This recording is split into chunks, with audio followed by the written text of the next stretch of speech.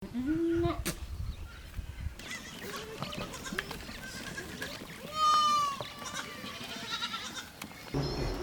farming, where is the market?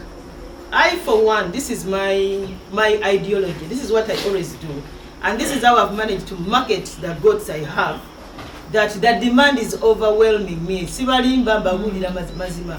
even if I got my WhatsApp, nembalaga the messages is I'm typing up just goats. Everybody is asking about goats. Number one is being consistent. Are we together? Okulemerako ekintu kiddinganye consistency. So I, for one, I have repetitive customers. They buy from you the first time, the second time, the third time, they expect the same. So consistency kulemerako. Ekinewe kiba kikubye ddamu okiddemu. That is one. Number two, keep quality omutindo. Quality goats. Keep quality goats. Quality goats is eyogerera. That if the goats are looking nice, assuming this gentleman had a farm, that place was open, and those goats were by the roadside, they were just grazing. How many of you would miss to look at those goats? How many would miss? Buli bw'okuuma ekintu nga kya mutindo nga kirabika bulungi, akatale kajja kwetunda kokka. I even wonder sometimes, somebody calls you from Nakasongola, somebody calls you from Sembabule, where we feel Sembabule has one of the best, they have the best goats, and in Nakasongola, nze njagala zize ez'erakai. You get it? That is number two.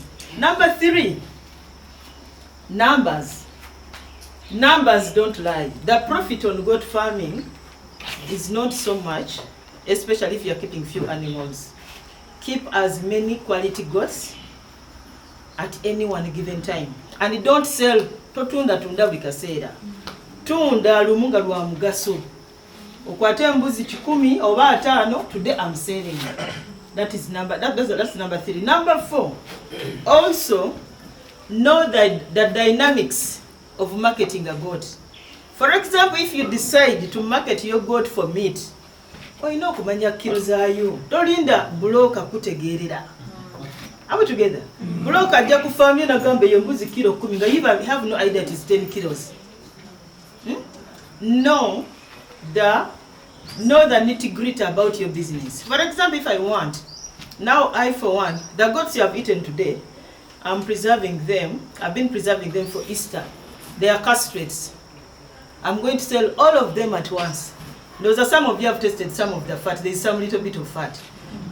I know the farmer, the buyer who will buy on Easter time will give me some good money. Edgar talked about so if you feel your goat is not worth the market, so then the next one, when you are going to sell slaughter goats, know the prices prevailing. The market price mukatale eri batunda batya kukyale wamwe on your village level, how much do they sell a kilo of goat meat? Have that knowledge on your fingertips. Are we together? That when you hit the market, they don't take you by surprise. You have somewhere to start. Are we together? And then also, you can create your own market for whatever you have. Some of us, I always tell you, you farm in isolation. You farm and keep it a secret. I don't want people to know. I want to shock them. The people you want to shock without telling them, they are going to be your market. Tell them early enough. I remember you remember the time of formalin? Yes. Remember that time of formalin? I made a killing for my goats. I was selling a kilo at 20,000. Remember the time I said, formalin, it is laden, the meat in Kampala is going to kill us, cancer. People stopped eating meat. So what I did, it was fortunate that I had a guy from the West. He knew how to roast goat meat. It browns so well, and then he would get a banana leaf, put it on fire a little bit, and then tie a parcel with a banana fiber. I had the customers who would want a full goat. You get it? So they call it the grapevine. Look for experience. Look for, I don't know, there are times when you can sell your goats where nobody is not selling. For example, somebody is talking about a birthday. You have goats at the farm, you have castrates. Tell them, for example, when they invite me for weddings, they invite me for birthday party dues. I don't give them my money. Mbawa mbuzi, nebamanya nti ntunda mbuzi, nyine mbuzi. So I give them like 2 goats, and then I make sure that the other goats they would want, they would get them from me at a price. Are we together? This is all about the marketing. And then some of us, at any given opportunity, we use it to market our goods. There is a market outside Uganda, but most of us, inclusive of me, we fear to exploit it. Waliyo akatale k'embuzi akali wabweru wa Uganda. Naye abasinga tukatya, nange kenyini tukatya. I fear to disappoint people. That market wants numbers. And the disadvantage we have as Ugandans, we hoard goats. You know what hoarding? Embuzi nezibeerawo ng'ozirabako obulabi toyagala zitunda. It also used to happen to me when I just started farming. I had a Tanzanian buyer. He came to buy 10 goats on his single cabin, but he still had money. He says, "Bon, Bwogi, me have money, me give me goats." He ended up taking 25 goats. Because I did what his money. You get it? Because I see have that attachment. So a attachment, when mumanya goat farming is a business, mujja kufuna sente. Are we together? Get out that, explore all opportunities, and then before you hit the markets, some of you are lied to, and you hit Kalere market. Sometimes nange tukayo ne bajerege embuzi zange, but me I know how to deal them banga ndi mukalukalu. So tukayo, before you take your goats to Kalere, soko okole research, kola research, tukayo. How is it there? When do they sell? You can even spend 2 days. Nga bogenda ibola ba balamuza. Bewazija kufuso botunula bakikola batya. You get it?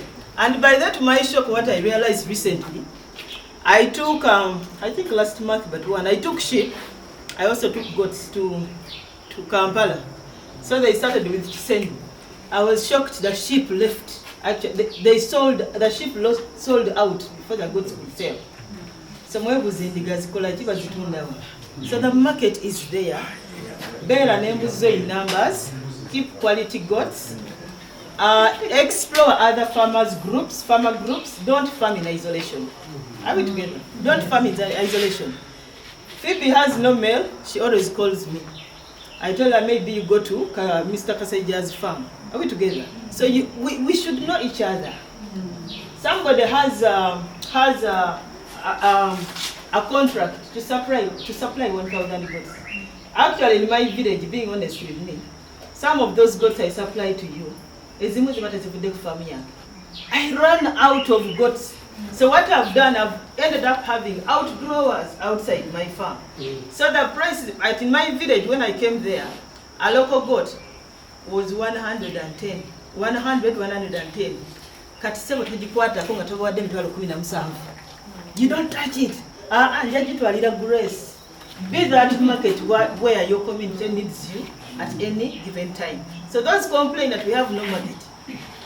Lunde embuzi yo nga ya mutindo ng'erabika bulungi. Twebuuzeeko, olina embuzi zikudibiridde nga zirabika bulungi. I'm always a phone call away or WhatsApp away. Though sometimes mbeera busy nnyo we masikuzeemu toyomba abamu munvumira ku simu. Mbeera extremely busy. I can wake up in a day when I have over 500 WhatsApp messages. So ezimu siziddamu, oluusi ne nziddamu ssaawa nga 8 ez'ekiro. So just bear with me.